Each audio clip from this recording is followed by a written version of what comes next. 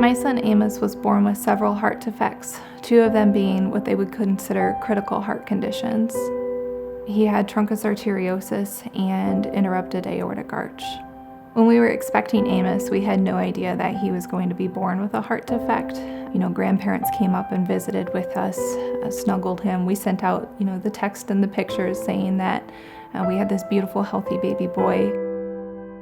When the nurse practitioner had come in to tell us what she had found with Amos and give us his diagnosis, you could tell that she had been crying. And she let us know that Amos had truncus arteriosus, and she tried her best to explain what that meant, that his heart wasn't circulating blood throughout his body. And because we didn't know before Amos was born that he was going to have this condition, I had delivered in a hospital that couldn't take care of him. So they came in and said that they were going to be transporting him, and I remember asking the nurse, okay, well, so we'll go with him then. And she almost couldn't even tell me that, no, I had to stay where I was because I had just delivered a baby. And so they brought him in, and he was already in, kind of his little tank. And they let me hold him before they took him.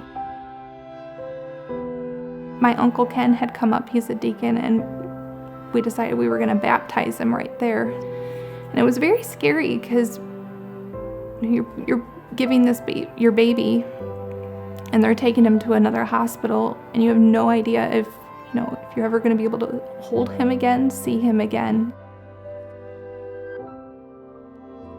Amos had to have surgery within the first week of life, which is a very critical time in a newborn's life. And if you can imagine that his heart is about the size of his fist at that time, it makes the repair of both of those cardiac lesions quite challenging. The initial surgery was really scary. It was a whole day. They started first thing in the morning. He was in the OR for 13, 14 hours. It was late at night before we could see him. And then coming out of the OR, the nurses try and prepare you for what you're going to see, but you walk into this room and your 9-day-old baby is just so tiny with so many IVs and tubes and wires and everything else going on. I felt like I almost fainted. You walk in and see your baby and it doesn't look like a baby.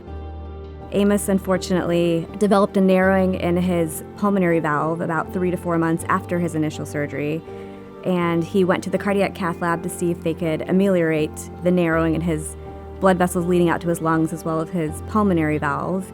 However, the narrowing in that valve was quite severe, and he underwent a second operation within 4 months of having his primary surgery. So within his short 6 months of life, he'd undergone 2 very serious major cardiac surgeries. What's supposed to be such a joyful time with a new baby was by far one of the worst times for our families, and I wouldn't wish that on anyone. Thinking back at how his first year of life went, it was really hard to envision how the future might be, and no, we never expected it to be just so normal.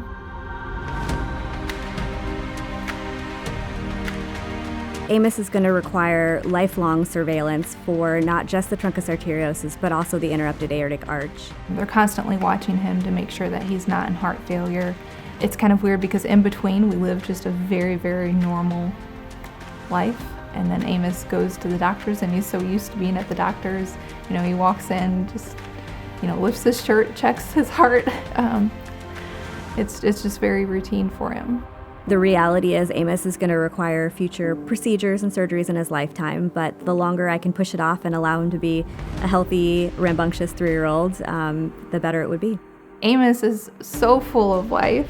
He is, every bit of what you would consider just an average 3-year-old boy. He gets into trouble, he keeps up with his cousins, running around. Amos is obsessed with puddles, throwing rocks, and fire trucks. Looking at him, you would never know what he went through. Before his second birthday, he had already had 2 open heart surgeries, 3 cardiac catheterizations, and 2 general surgeries.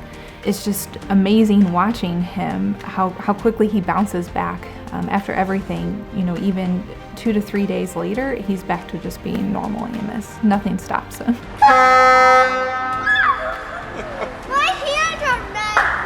I think there's no question that research saves lives. The field of medicine throughout its lifetime has only improved, and I think that's evident by the fact that people are living longer, and it's through modern medicine, different new medications, different technologies, artificial intelligence.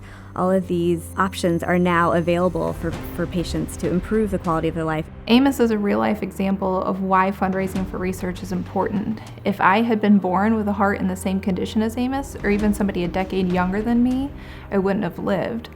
The medical equipment that was needed to repair his heart just didn't even exist, 20 years ago.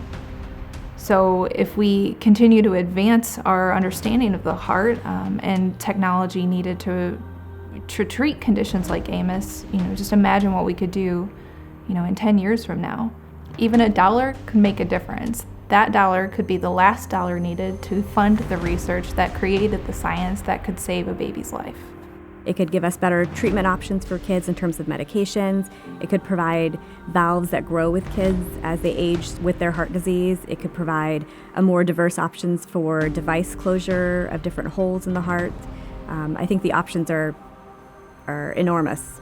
His heart condition has definitely changed our life for good and bad. Bad because there's always the fear that something's going to go wrong, but I guess if there is a silver lining, we, cherish everything with Amos. Every moment is so much more special.